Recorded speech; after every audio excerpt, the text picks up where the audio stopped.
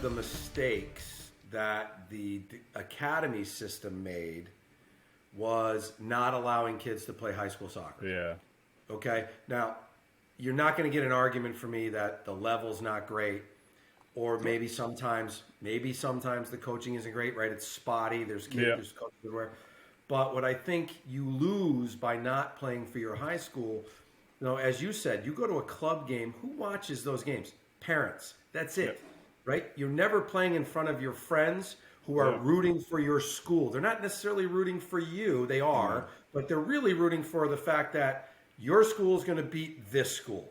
Yeah. Right. And the fans are rooting against each other. Yep. And there's an environment and a passion an energy, right? An energy because those schools have played 300 times. Yep. Right. Yep. And the generations of people before you and generations after you will play the same game. Yeah.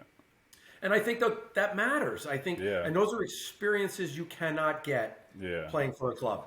Yeah. No matter how hard you try. And I get the whole model. Like, you know what? It's one of those where like, but it's like, I remember, was it Luis Hernandez said about MLS, said it was like a baked potato without salt. And that to me is what club soccer tries to be, is a baked potato without salt.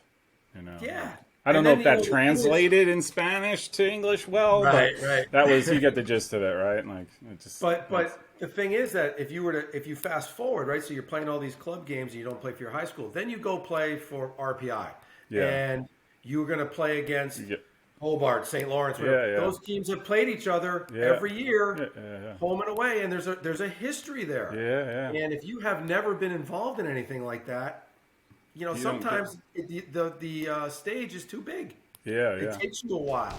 So I think there's some value to representing your school. Totally agree.